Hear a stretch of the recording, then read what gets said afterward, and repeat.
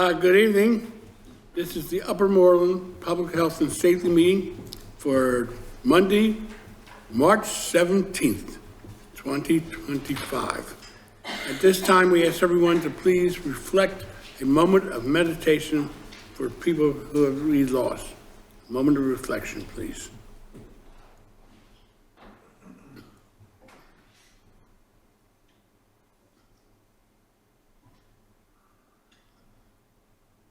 Okay, will everyone please rise for the Pledge of Allegiance. I pledge allegiance to the flag of the United States of America and to the republic for which it stands, one nation, under God, indivisible, with liberty and justice. Thank you. Good evening again. My name is Charles Whiting. I'm the chair of the Public Health and Safety Committee. Sitting to my immediate right is Kit McFatrick, who is a commissioner. We have our township manager, Pat Stasio, here tonight, and we have our solicitor, Benita Bryant, also here. John Bates, our assistant township manager, is here also. At this time, do we have any items, non-public items, public items not appearing on the agenda? No? Okay, good.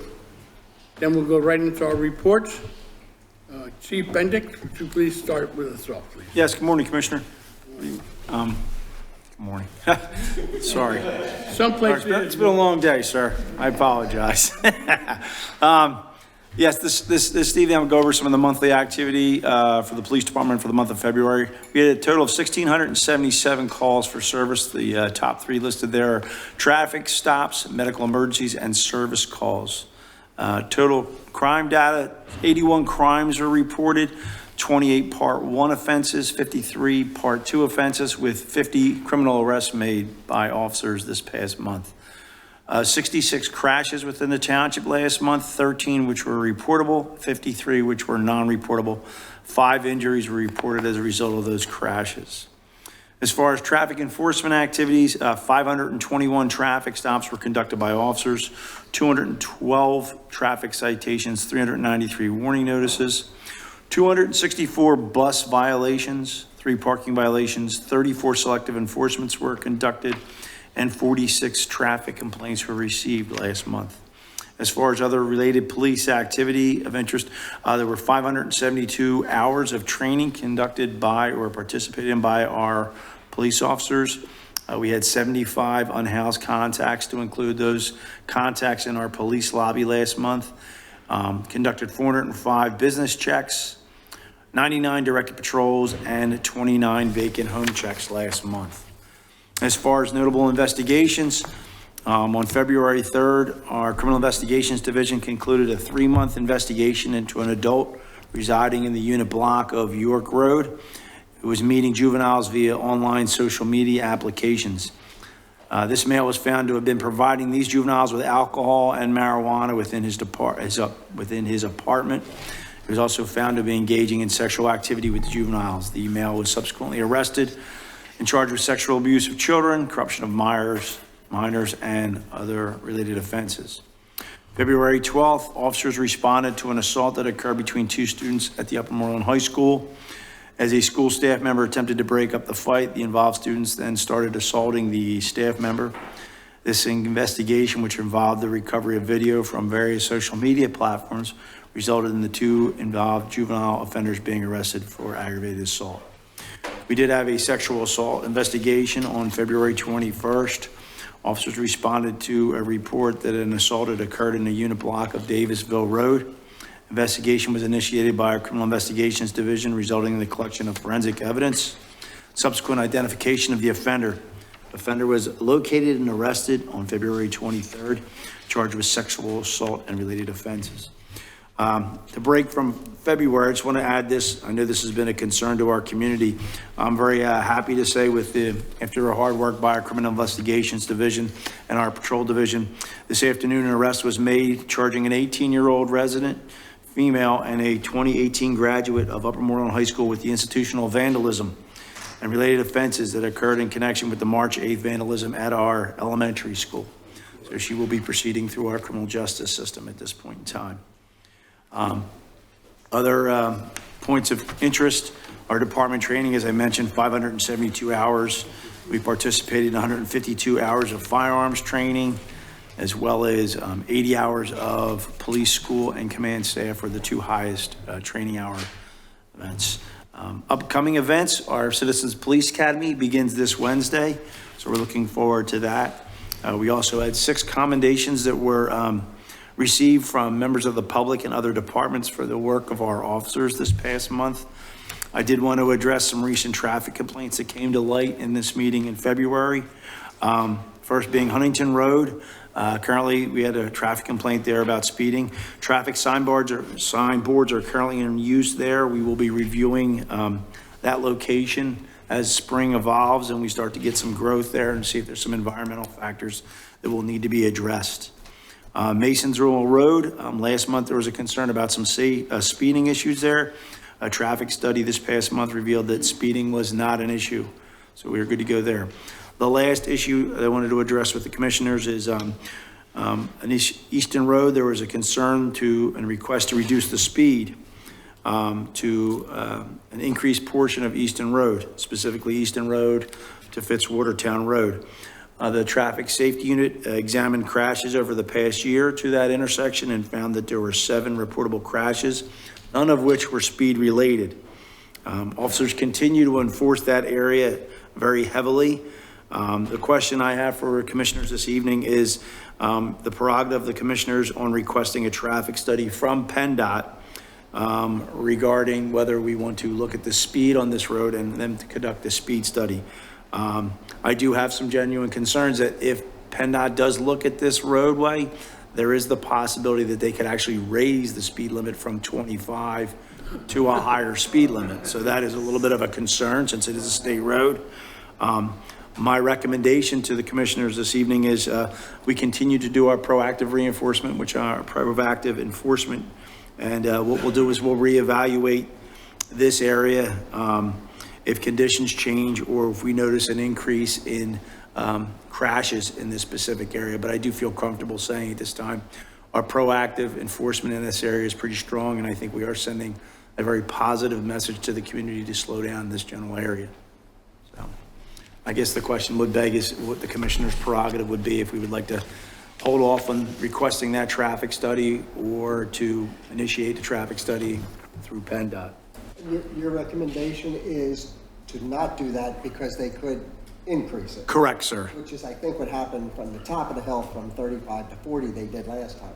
That is my general understanding. That's your recommendation. That's where I'm going. That's your recommendation? Yes, sir. Go along with you. Very good, sir. Since there's 2 of us here tonight, we're on your side. Very good, sir. Thank you. So that's all I have. Thank you very much. Thank you, Chief. Are any commissioner comments for Chief? Any public comments for Chief? Okay, go ahead. Come up to the microphone, please.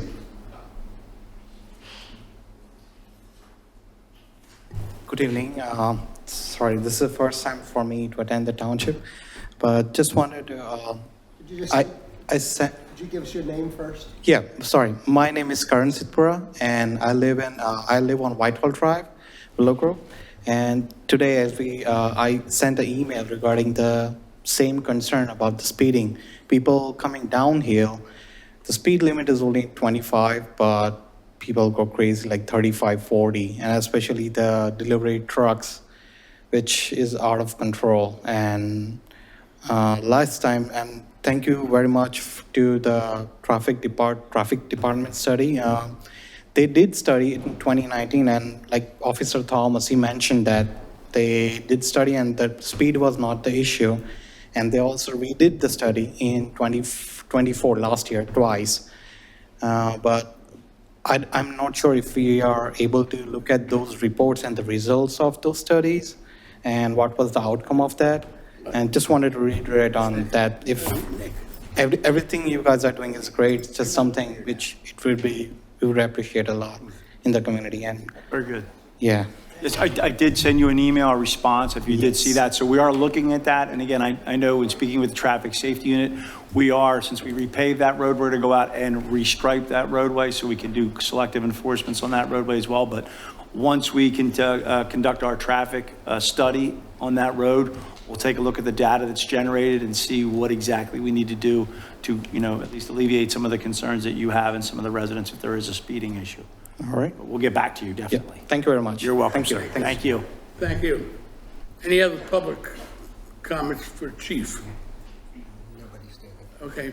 I was remiss, we have to approve our minutes from our February 24th meeting. Would you please give the approval? Yes. Okay, the minutes are approved for the February 24th meeting. Thank you. At this time, Chief Glassman, please. Thank you, Commissioner. It's my pleasure to present the February 2025 meeting to the Commissioners. Fire calls 68, EMS calls 17, for a total of 85 calls. For the month, 195 for the year. Fire permit inspections completed were 18, 32 year-to-date. Year-to-date fees collected are $11,950, 13 fire marshal investigations.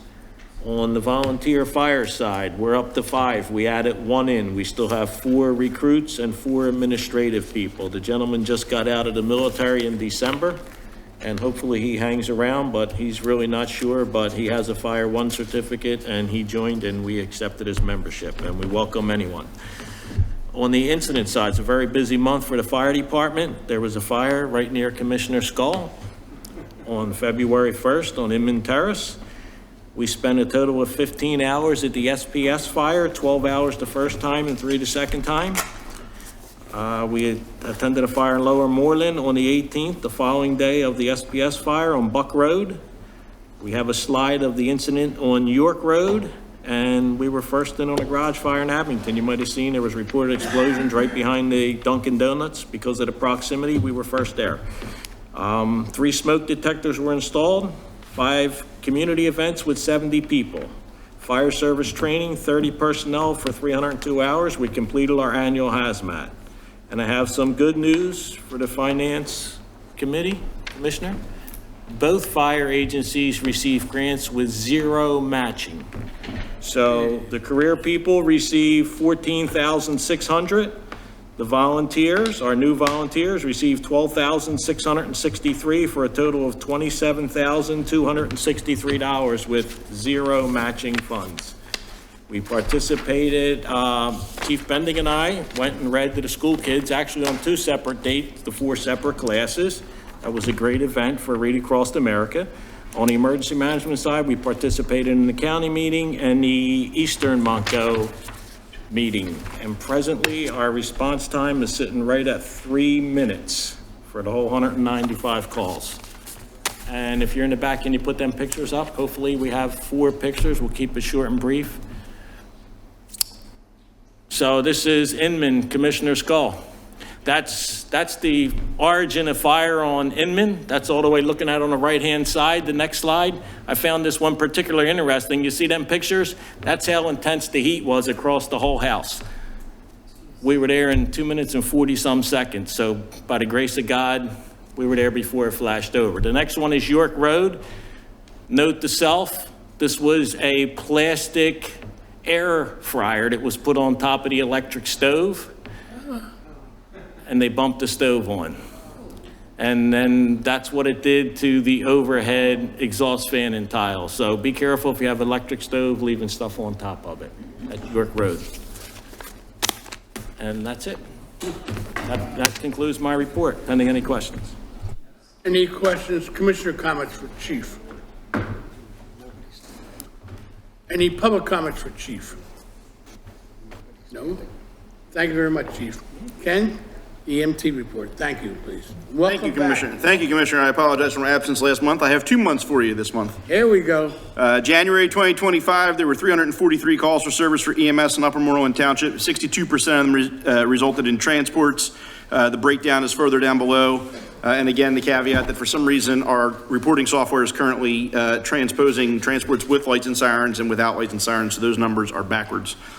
In the month of February, there were 268 calls for service in Upper Moreland Township for EMS. 68% of those resulted in transports. Again, the numbers are below and no significant trends or changes. January, we did have 8 administrations of naloxone on 3 separate patients, which was a little bit of an uptick. It looks like it was related to 1 or 2 incidents early in the month. In February, we were back down to 0 administrations of naloxone by EMS. Again, my usual disclaimer, that doesn't mean it wasn't provided by law enforcement or other first responders prior to our arrival. January staffing, a full staffing of January should be 3,348 hours. January 2025, we were at full staffing ALS 3,074 hours, had a downgrade to BLS 154 hours, and downgrade to no status at all 120 hours. The downgrade to BLS is up a bit from 2024. The downgrade to no status is down from 2024. February, it's a little bit different. Full staffing in 2024 would have been 3,132 hours due to the leap year. In 2025, full staffing will be 2,988 hours. Actual staffing in February 2025, ALS staffing was 2,739 hours, downgrade to BLS 159 hours, and downgrade to no status at all 60 hours. Again, the downgrade to BLS was up a bit from 2024. The downgrade to no status was down from 2024. Some notable news, we mentioned, I believe, a month or 2 ago that we had purchased 13 new LifePak 35 monitors. They were placed in service.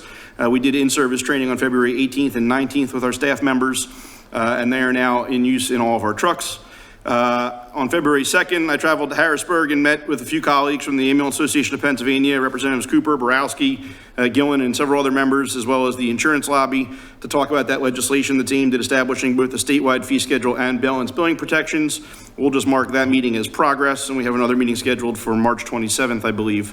While we're at the Capitol, we stopped by Representative Causer's office to talk to him about some language and legislation that he was proposing. It's something that he's proposing that might be necessary to assist some agencies in other parts of the state, but there was some language in it that we feared had some unintended consequences for systems in our area. We spoke with Representative Causer, who himself is an active volunteer EMT in his hometown. He was understanding of our concerns and willing to entertain some changes to the language before they introduced the legislation. On February 17th, Second Alarmers and multiple mutual aid companies responded, along with Weldon Fire Company and over 60 fire departments, to the large industrial fire at SPS Technologies. We beat you, Chief. We were there for 114 consecutive hours. Fortunately and amazingly, there were no injuries or fatalities as a result of the event. We transported 1 patient in all that time. It was during the partial evacuation, and it was a patient that was experiencing a pre-existing medical condition unrelated to the fire, so extremely fortunate there. 2 other things to mention quickly. The Montgomery County EMS study is finally out and published. It's available through Montgomery County's website, and anybody who wants it can reach out to us. We can send you a link for it. It's 544 pages of light reading. We're gonna work to digest that. There's a lot of good recommendations in there, but there's also a lot of recommendations that require a little understanding of the system and the way that it works now, and can be a little misleading. So we're gonna work on putting together a workshop for our local elected officials to kind of go through that report piece by piece and explain it. And then just want to kind of share a bit of a success story, and thanks to Upper Moreland Police and their veterans response folks. So you might not be aware, but in Montgomery County, the mobile crisis folks and a lot of the law enforcement agencies have some veterans that help out when they have a vet in crisis or in need. Last Thursday, one of our crews reached out to us. We had been at a resident's house in the township 3 times in 24 hours. He was having some medical issues, but was reluctant to seek help. He had mentioned a few times that he was a veteran and certainly seemed very proud of that, and we thought that might kind of be a good hook for us. I reached out on Thursday. Friday morning, Officer Nagy, who's one of Upper Moreland's veterans response folks, went out and made contact with the resident. He checked on him over the weekend a couple times.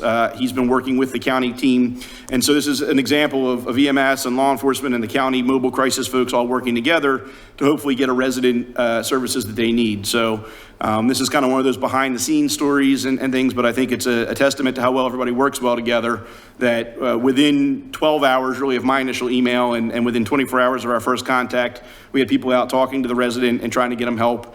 And it's a good system that a lot of people don't know about, but that is of benefit. So thank you to everybody who helped with that. That's my report. I'm happy to take any questions if you have them.